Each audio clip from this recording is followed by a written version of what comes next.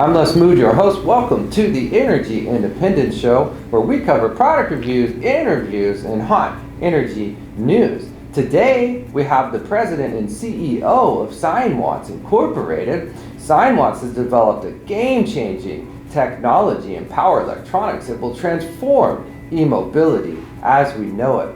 Welcome to the show, Shiba. Thank you for having me here, Les. Shiba, can you tell us a little bit about yourself and what motivates you in the energy industry? Absolutely. As you know, I have been in the power electronics industry as an electrical and electronics engineer for well over 20 years. And I'm highly motivated to see society deploy truly sustainable solutions for mass, renewable energy adoption and sustainable electric transportation. Absolutely. So what's the mission of Sinewatts with regard to the technology? And over the next decade, we have giant objectives to accomplish. 100% clean electric grid and 100% clean sustainable electric transportation. The two are integrally connected, as you know. The need for unfailing commitment for holistic solutions can never have been more urgent. We cannot achieve one without the other. What are some examples of the limitations of the existing grid infrastructure? Obviously, the rolling blackouts of California, Les. Unfortunately, this really was no surprise to those that accurately anticipated severe unpredictability of demand-side load resulting from the intermittent generation of renewables. It's primarily on the distribution platform.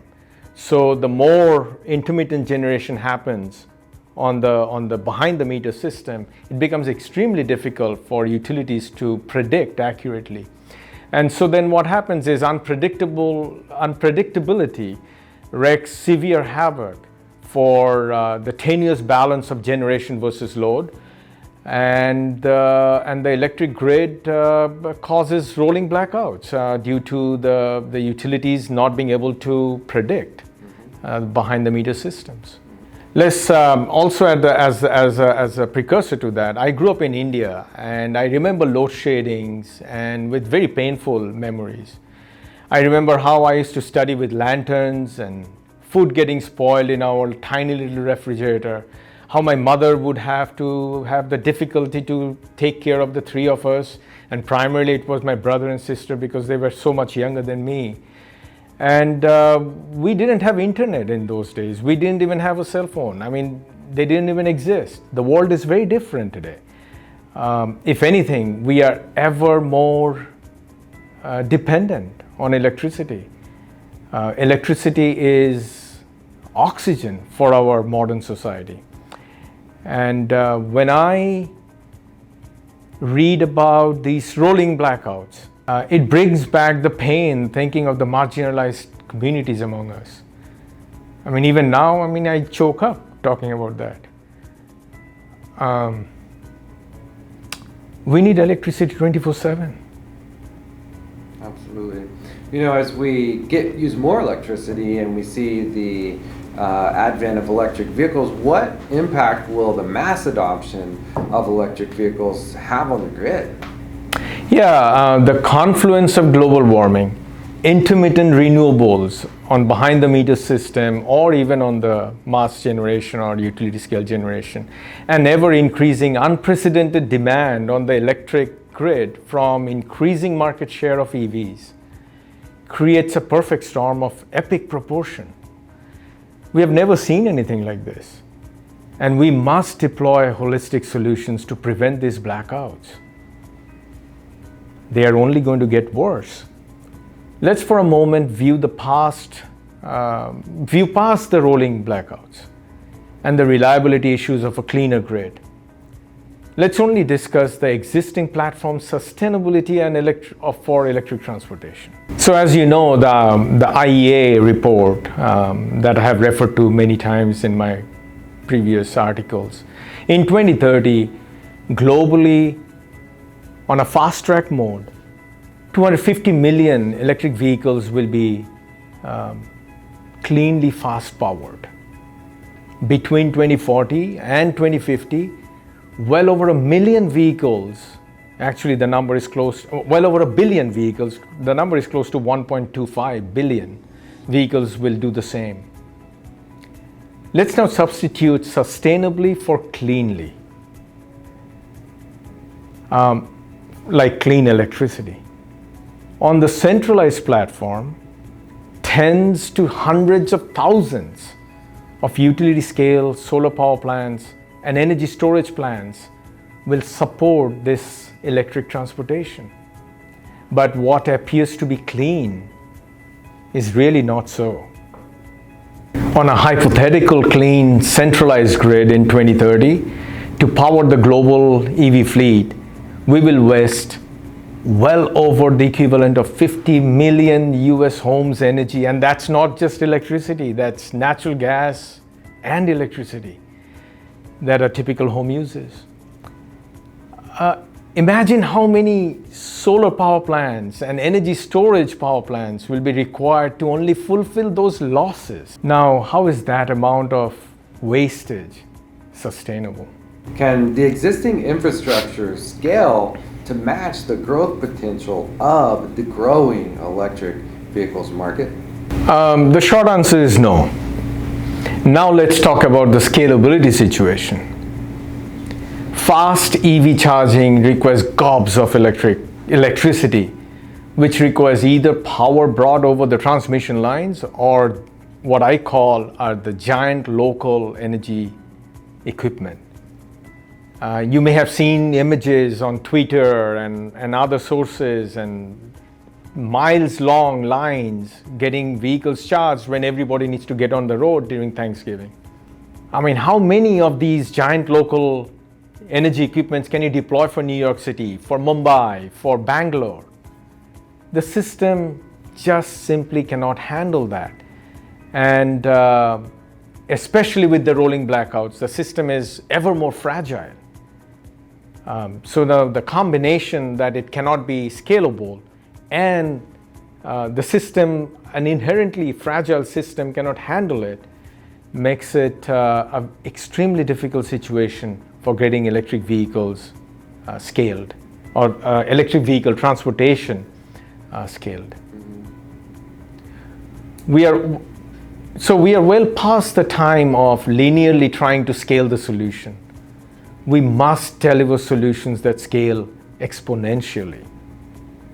You know, the good news is it is a demand side problem. For power grids similar to the United States and India,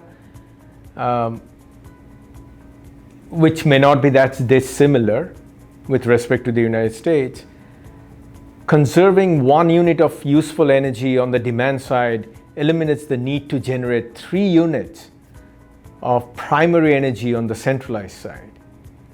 And so this can be fixed. We have the technologies. It will only exponentially accelerate the sustainability if you do it exponentially. And we can eliminate the staggering inefficiencies in energy usage and create numerous jobs, and no lifestyle compromise will be ever needed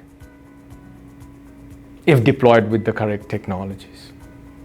So what must be done for the grid infrastructure to be capable of handling the mass adoption of e-mobility?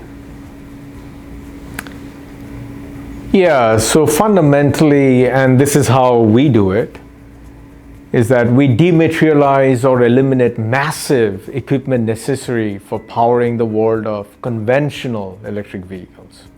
You know, I mean, in layman terms, dematerialization is when the same hardware can be repurposed for multiple functionalities, thereby eliminating many products and consolidating their functionalities into one product.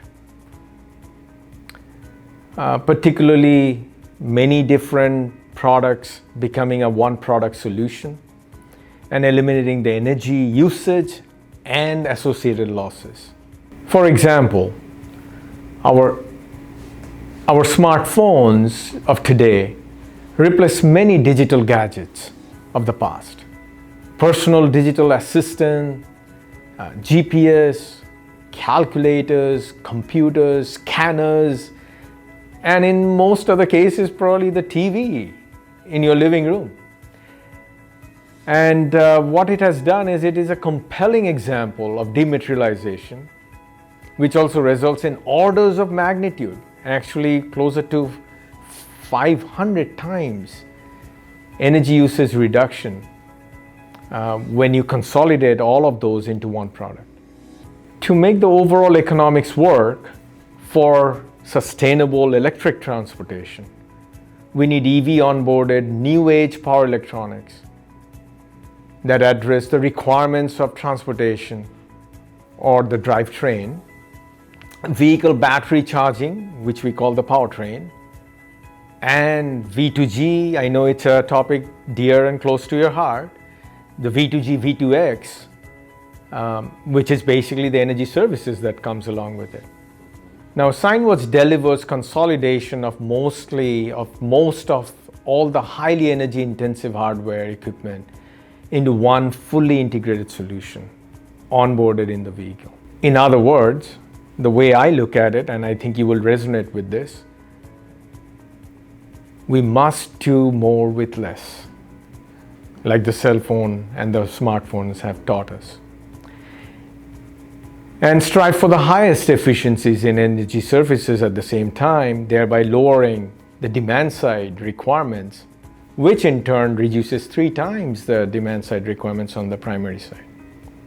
The sheer magnitude of vehicle-based storage dwarfs anything we foresee for the centralized or the distributed stationary energy storage market. And as an example, since we are talking about 2030, in 2030, a storage capacity of 1,110 terawatt hour will be available from only a partial utilization. Actually, the number is lower than 30% of the vehicle battery capacity. And remember, the vehicle is left parked for 96% of the time. This is pre-COVID. Post-COVID, probably even far more of its lifetime.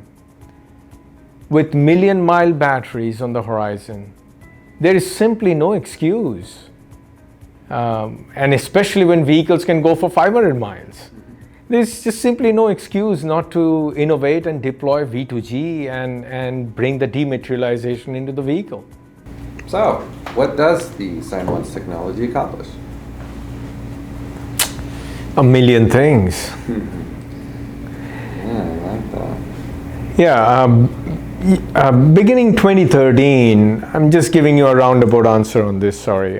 Beginning 2013, we developed the Sinewatts technology on the US Department of Energy and utility industry funding. The science behind the technology was developed for far more complex application of a photovoltaic system, primarily because photovoltaic systems are subjected to insolation variation, which the batteries never do. They are much higher inertia systems. And we are now excited with the possibilities of delivering electric transportation's to sustainability and scalability requirements with the same technology that was deployed, only applied to the electric vehicle. The technology is specifically devised for drastically reducing the overall cost, weight, size, and dramatically increasing its efficiency. We're talking about very significant increase in the efficiency numbers.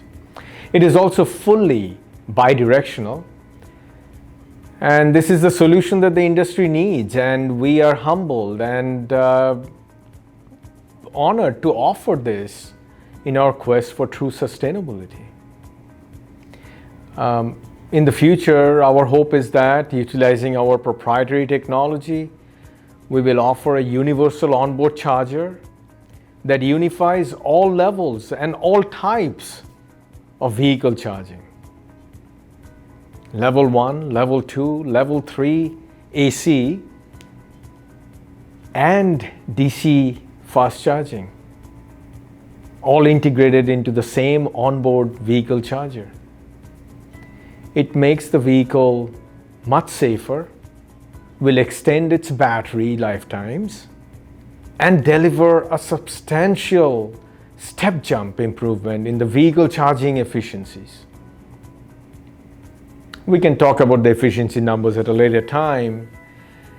Onboarding the bidirectional infrastructure into the vehicle allows exponential scaling along with the efficiency reduction for every vehicle, efficiency increase and the loss reduction of every vehicle, allows exponential scaling for a worldwide cost-effective, sustainable and scalable solution.